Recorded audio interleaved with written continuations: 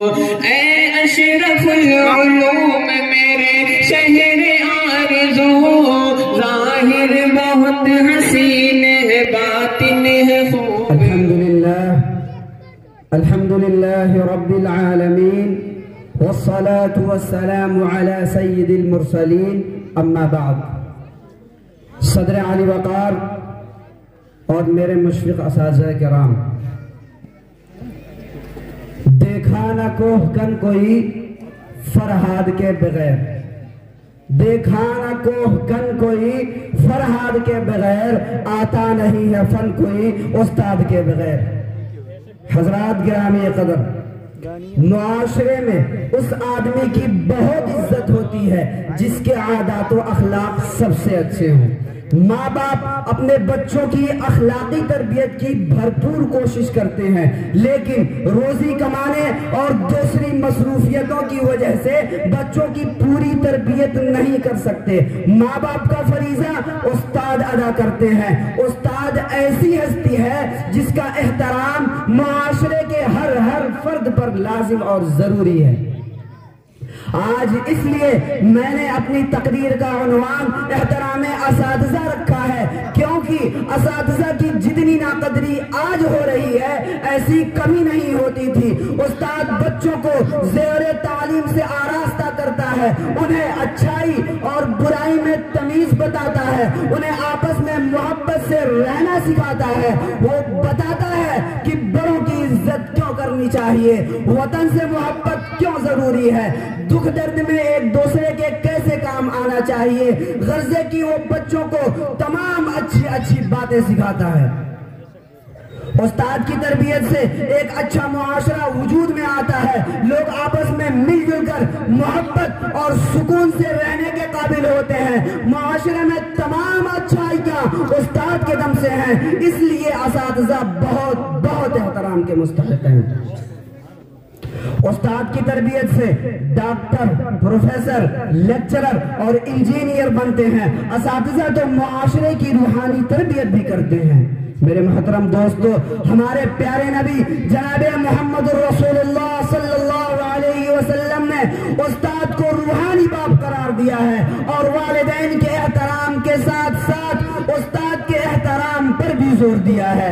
اساتذہ اپنے شاگردوں کی ذہنی تربیت کر کے انہیں عزت و آبرو اور خوشحال زندگی گزارنے کے قابل بناتے ہیں۔ اساتذہ کا یہ وہ احسان ہے جس کا بدلہ انہیں کسی طرح نہیں دیا جا سکتا۔ اس لیے اگر ہم معاشرے میں اور زندگی میں اعلیٰ اور اونچا مقام حاصل کرنا چاہتے ہیں تو ہمیں والدین کی عزت کے ساتھ اساتذہ کرام کا بھی احترام کرنا چاہیے، کیونکہ استاد اگرچہ بادشاہ نہیں ہوتے مگر بادشاہ اگر ضرور ہوتے ہیں۔ معزز سامعین، بڑوں کا کہنا ہے کہ باادب شاگرد ہی ہمیشہ علم سے مستفید ہوتا ہے۔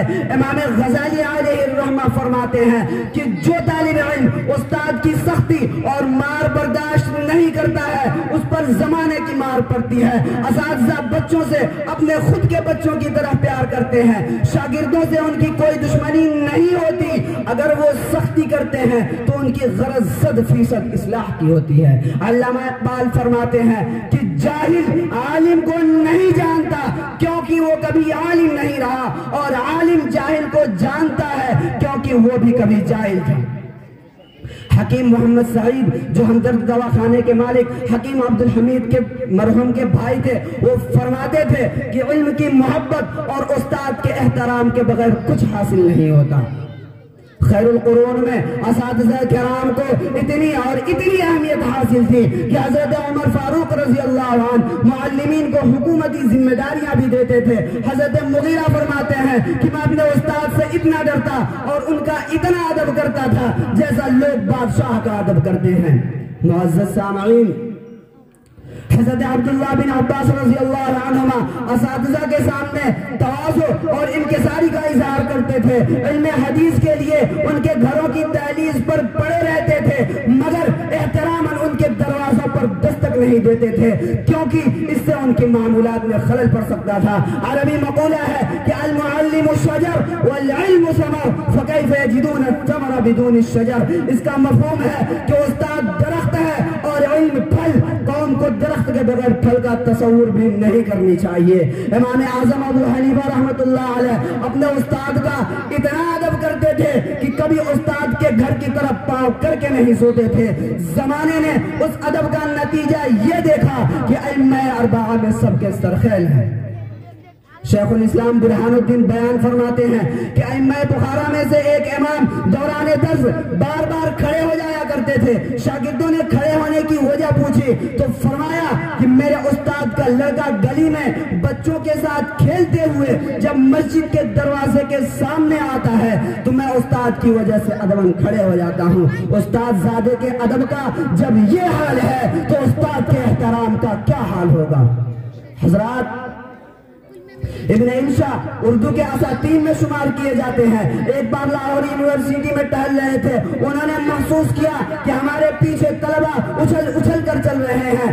ابن انشا نے اپنے ساتھی پروفیسر سے جب اس کی وجہ پوچھی تو انہوں نے بتایا کہ طلبہ آپ کے سائے کا بھی احترام کر رہے ہیں، انہیں یہ بھی گوارا نہیں کہ استاد کے سائے پر بھی ہمارا پیر پڑ جائے۔ جب ایسے طلبہ ہوتے ہیں تو اپنے وقت کے امام بنتے ہیں، پھر زمانہ ان کے احترام میں سر جھکاتا ہے۔ انگریزوں نے جب علامہ اقبال کو سر کا خطاب دینا چاہا، جو اس وقت بڑے اعزاز کی بات تھی، علامہ نے شرط لگائی کہ پہلے ہمارے استاد میر حسن کو شمس العلماء کا خطاب دیجئے، پھر میں سر کا خطاب لوں گا۔ انگریزوں نے کہا کہ آپ کے استاد نے ایسی کیا چیز بنائی ہے جس کی وجہ سے انہیں شمس العلماء کا خطاب دیا جائے؟ علامہ اقبال نے برجستہ جواب دیا کہ انہوں نے مجھے بنایا ہے، تراشا ہے، سنوارا ہے، انہی کی تعلیم و تربیت کی وجہ سے آج مجھے زمانہ جانتا ہے۔ انگریزوں نے مجبوراً پہلے علامہ کے استاد میر حسن کو شمس العلماء کا خطاب دیا، پھر علامہ کو سر کا خطاب دیا۔ میرے عزیز ساتھیوں، میں آپ سے بھی درخواست کروں گا کہ اساتذہ کرام کے وجود کو غنیمت سمجھیے، ان کا اکرام و ادب کیجئے۔ اگر آپ دنیا میں معزز بننا چاہتے ہیں تو اساتذہ کرام کی عزت کیجئے۔ سازشی اور بد اخلاق بچوں کے چکر میں آ کر اساتذہ کی بے حرمتی مت کیجئے، ورنہ میں آپ کو آگاہ کرتا ہوں کہ آپ کے پاس لاکھ علم ہو جائے، آپ تمام دنیا کے علوم حاصل کر لیں، مگر اس سے نہ آپ کو فائدہ پہنچے گا نہ عوام کو۔ اللہ تبارک و تعالی ہم تمام طلبہ کو مؤدب اور مہذب بنائے، آمین۔ وما علینا الا البلاغ المبین۔